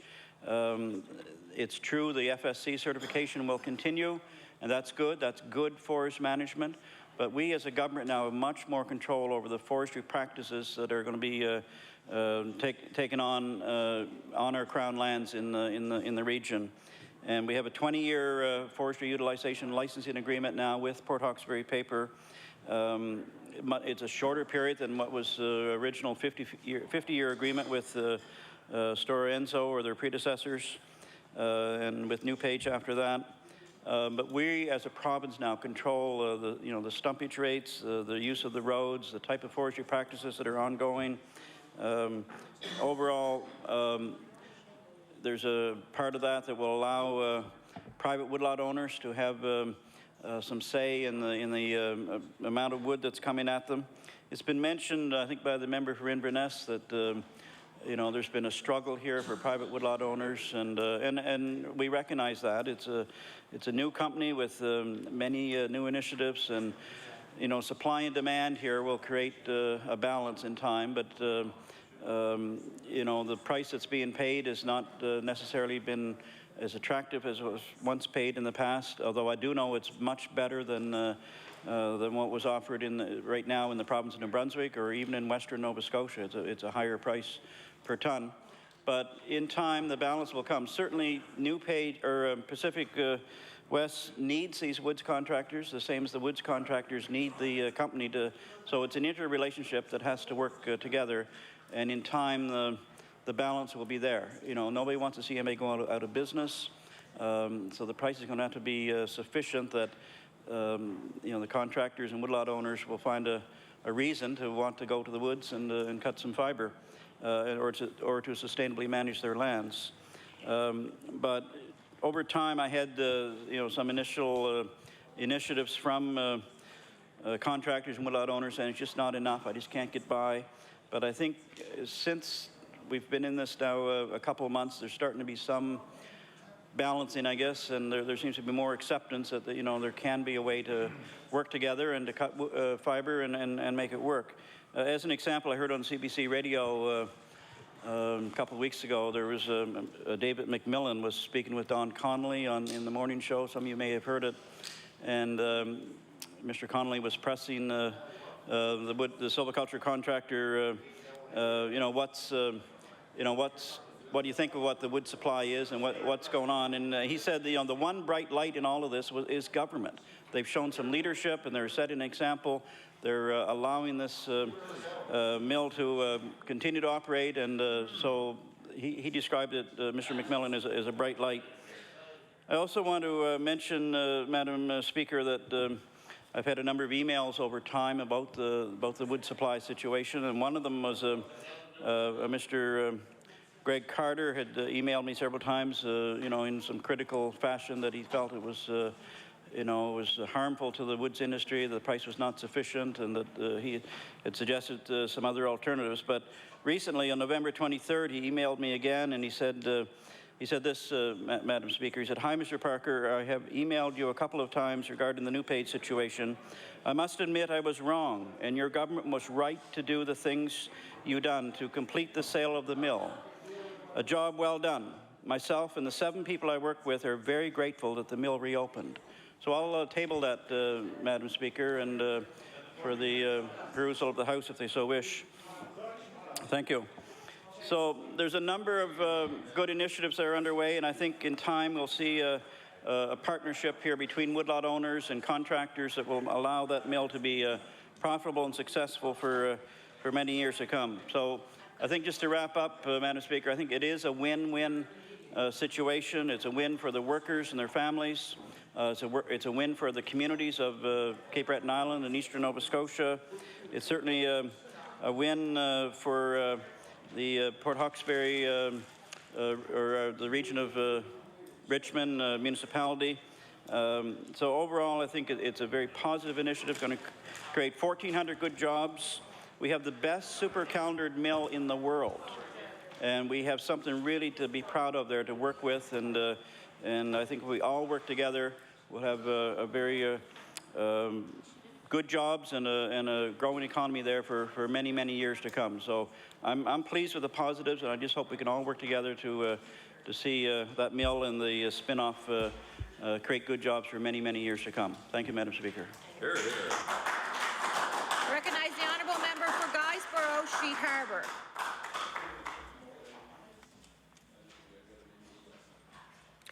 Recognize the honourable. Thank you. Thank you, Madam Speaker. It gives me a pleasure to speak to Bill 155. When the member from Richmond spoke, he talked about mixed feelings, but I think one of the things I'd like to talk about is the mixed messages that came out of his speech as well. No one in this House is questioning, nor should they question, the sacrifices of the residents and the leadership of the municipality of the District of Richmond.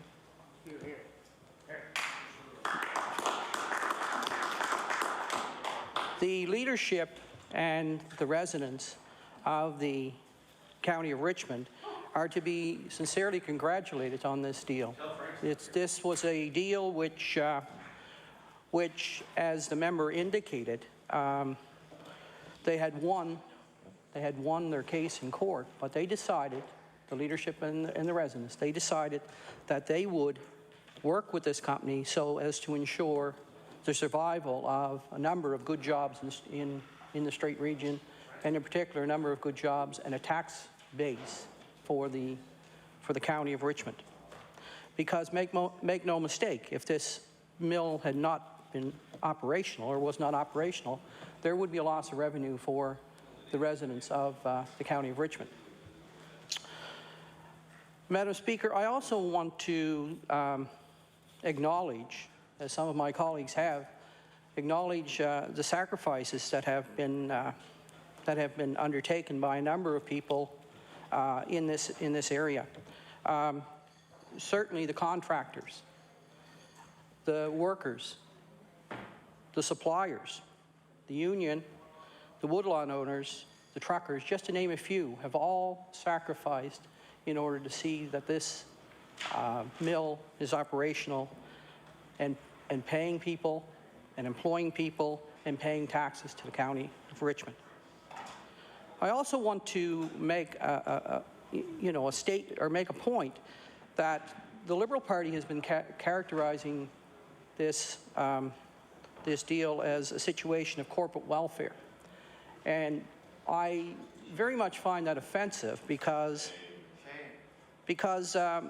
during this whole process, I don't think any of us on the government side were ever focused on the concept of corporate welfare. What we were focused on was helping a community and a county to survive, and a region to survive.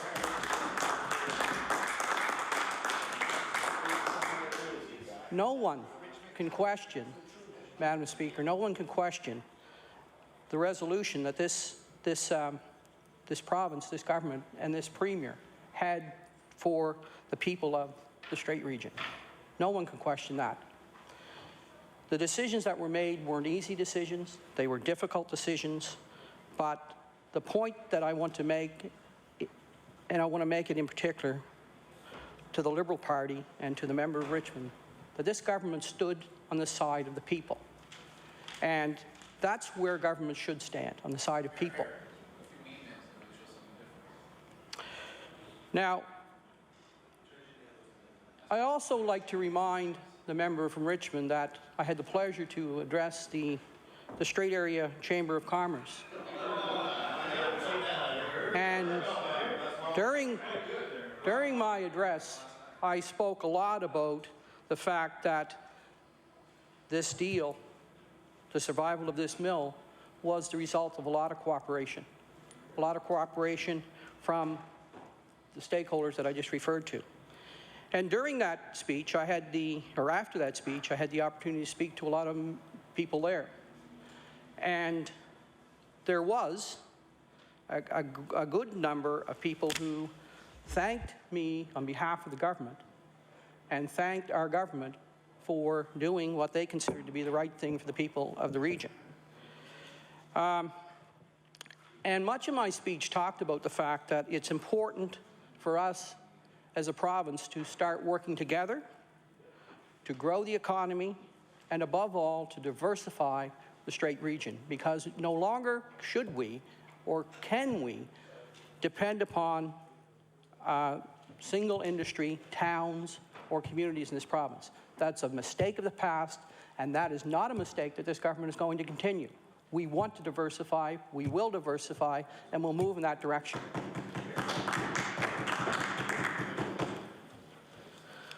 I also want to make it very clear that the province did not negotiate a reduction in property taxes. The County of Richmond decided on their own, after winning a court case, to do what they considered to be the right thing for their residents. And again, they're to be applauded for that. They're not to be denigrated in any way, shape, or form. They are to be applauded for that. And personally, I want to thank the warden, Victor David, and the councillors for taking this step forward, because the alternative was not something that we wanted to entertain, or nor did they want to entertain. And finally, Madam Speaker, I'd like to indicate that in this whole process, the members of the Strait region were involved in this negotiation. There was many opportunities to talk, to discuss, and to put on the table a lot of the concerns that were being voiced by quite a number of individuals. At no point in time did any of the opposition members ever come and speak to me about this deal or their concerns with what was happening. Not once. Not once. Not once. We were there at the meetings, and we were there trying to ensure, as was referenced, the pensioners. There was as a direct result of that meeting with the pensioners, we did arrange meetings for the pensioners to come and meet the appropriate officials and people in Halifax. So that did happen. And as did any bit of feedback that we got, it was brought into the government, Madam Speaker. But in closing, again, I want to emphasize the fact that there was much leadership, or great leadership on this by the County of Richmond, but I also want to take the opportunity to indicate that our Premier showed great leadership on this file as well. Within hours, the Premier was reacting, as were his colleagues in government, as were the caucus members. And that, although the Liberals tried to not accept that fact, acknowledge that fact, or appreciate that fact, that's what happened. And, you know, again, I find it very offensive when the Liberal Party refers to, almost on a daily basis here in this House, that this agreement, which has, in essence, stabilized the Strait region, this agreement is some kind of form of corporate welfare, and it's handouts and it's giveaways. That's not the case, Madam Speaker. And it's just pure politics, pure poison politics, when that kind of statement is made. And with that, Madam Speaker, I will take my place. Thank you.